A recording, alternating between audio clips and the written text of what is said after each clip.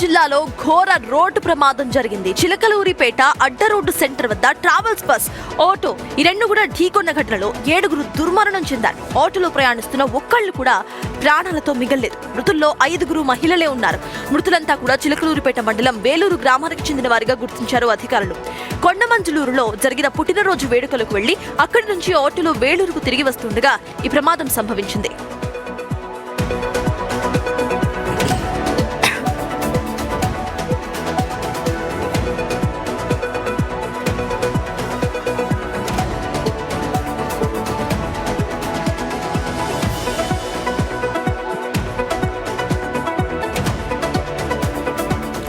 విజయవాడ నుంచి తిరుపతి వెళ్తున్న travels bus అడ్డ రోడ్డు సెంటర్ వద్ద ఆటోను ఢీకొట్టింది. ప్రమాదం ధాటికి ఆటోలో ఉన్నవారు తీవ్రంగా గాయపడ్డారు.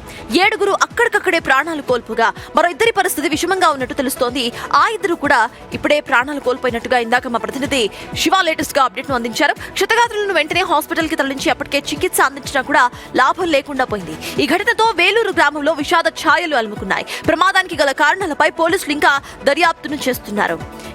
ఆ ఇంటర్సిటీ స్మార్ట్ బస్ ను మీరు స్క్రీన్ లో చూస్తున్నారు. ఆ బస్సే ప్రమాదానికి కారణం. బస్సు అతివేగంగా రావటం, అక్కడున్న ఆటోను ఢీకొట్టడం కారణంగా ఆటోలో ఉన్న కనీసం ఒక్క ప్రయాణికుడు కూడా ప్రాణాలతో బతకని సిచ్యువేషన్. దీనికి సంబంధించిన అప్డేట్స్ మా ప్రతినిధి శివ ఆ స్పాట్ నుండి అందించడానికి రెడీగా ఉన్నారు. శివ, ఫస్ట్లీ ఒకసారి అక్కడున్న సీన్స్ ను, అక్కడ అసలు రోడ్ ఎలా ఉంది అనేది ఒక్కసారి ఎక్స్ప్లెయిన్ చేయండి శివ.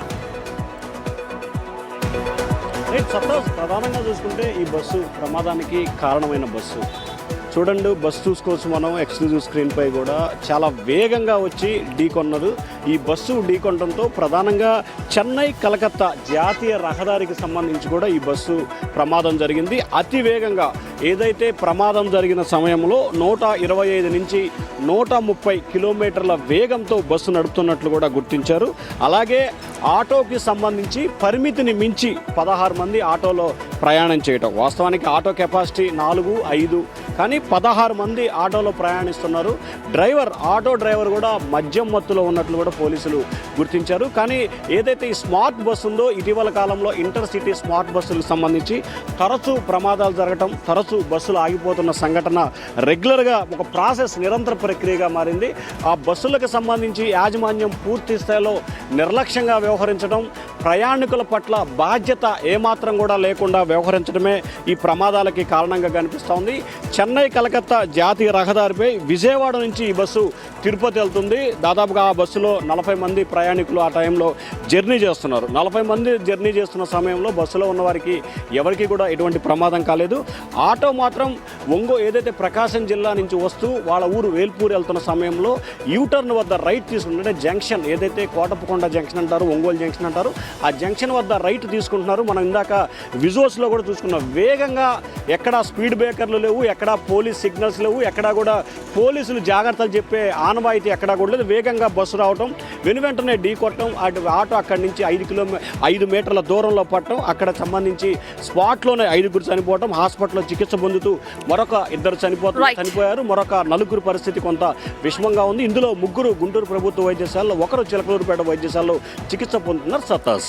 Thank you Siva. అక్కడ రోడ్ మనం చూసుకుంటే అది ప్రధానమైన కూడలిగా కనిపిస్తోంది. జనరలీ హైవేస్ పూర్తిగా కూడా ఎలివేటెడ్ హైవేసే ఉండవు. కొన్నిసార్లు హైవేస్ ఇటు విలేజెస్ లో కలుస్తూ ఉంటాయి, అంటే గ్రామాలతో కలుస్తూ ఉంటాయి. అక్కడ ఇటువంటి జంక్షన్స్ ఉంటాయి. అలాంటి జంక్షన్స్ ఉన్నప్పుడు మొదటిగా స్పీడ్ బ్రేకర్స్ ను ఏర్పాటు చేయాల్సింది అక్కడ హైవే డిపార్ట్మెంట్ యొక్క బాధ్యత. కానీ అక్కడ మనం క్లియర్ గా చూసుకుంటే అక్కడ ఒక్క స్పీడ్ బ్రేకర్ కూడా లేదు. కేవలము ఇది యాక్సిడెంట్ ప్రోన్ జోన్ అని మాత్రమే ఒక బోర్డు పెట్టి వదిలేశారు. అయితే బస్సులకు సంబంధించి కూడా హైవే అంటే ఎలా అయినా సరే నడపచ్చు, హైవే అంటే ఫుల్ ఫాస్ట్ గానే వెళ్ళాలి అన్న ఒక థాట్ తో ఉంటారు. కనీసము రోడ్ నాలెడ్జ్ లేని వాళ్ళు డ్రైవర్స్ గా మారితే పరిస్థితి ఎలా ఉంటుంది అనేది నిన్న ఈ రోజుటి ఘటన, ఈ 2 ఘటనలు చూస్తే మనకు క్లియర్ గా అర్థమవుతుంది. నిన్న కూడా ఇటు గ్రామాల్లో కలిసే హైవే రోడ్ ఏదైతే ఉందో అక్కడే ప్రమాదం జరిగింది. ఈ రోజు కూడా సేమ్ ఇక్కడే ప్రమాదం జరిగింది. ఇటువంటి జంక్షన్స్ ఉన్నప్పుడు పక్క నుండి ఆటోలు, బైకర్స్ వీళ్ళందరూ కూడా వాళ్ళ ఊర్లకి వెళ్ళడానికి రోడ్స్ క్రాస్ చేస్తూ ఉంటారు. ఖచ్చితంగా బస్సులు, కార్లు హైవేల మీద ప్రయాణిస్తున్నప్పుడు ఎలివేట్ ఇంటిగ్రేటెడ్ హైవేస్ కానప్పుడు, గ్రామాలతో కలుస్తున్న జంక్షన్స్ ఉన్నప్పుడు ఒక లిమిటెడ్ స్పీడ్ తో వెళ్లాల్సిందే. దీనికి సంబంధించి అవగాహన కల్పించాల్సిన బాధ్యత అధికారుల్లో ఉంది. అలానే బస్ ఆపరేటర్స్ కి సంబంధించి కూడా ఒక కరెక్ట్ టైం ఇచ్చి ఆ టైం కి మీరు ఫాస్ట్ గా వెళ్ళిపోవాలి అంటూ ఇటు టైం ఇవ్వడం కూడా ఇక్కడ తప్పుగా కనిపిస్తోంది. అది కూడా మేబీ ఒక రీజన్ అయ్యుండొచ్చు. బట్ సరిగా చూసుకుంటే బస్సు ఒక చోట బ్రేక్ వేస్తే అక్కడే ఆగిపోదు కాబట్టి బస్సు డ్రైవర్స్ కాస్త విచక్షణతో డ్రైవింగ్ చేయాలి. సైన్ బోర్డ్స్ ను ఖచ్చితంగా పాటిస్తూ ముందుకు వెళ్తే ఇట్లాంటి ప్రమాదాలు జరగకుండా ఉంటాయి. అండ్ ఇప్పుడు ప్రమాదం జరిగింది కాబట్టి అట్లీస్ట్ ఇప్పటికైనా సరే అక్కడ హైవే అధికారులు స్పందించి స్పీడ్ బ్రేకర్లు వేయాల్సిందిగా బిగ్ టీవీ కోరుతుంది. ఖచ్చితంగా అటువంటి కూడలలో, అటువంటి జంక్షన్స్ ఉన్న ప్రదేశాలు అన్నిట్లో కూడా స్పీడ్ బ్రేకర్స్ వేయాల్సిందే. లేకపోతే ఇటువంటి ప్రమాదాలు తరచూ జరుగుతూనే ఉంటాయి. ప్రమాదం జరిగిన తర్వాత ఎంత మాట్లాడుకున్నా వేస్ట్.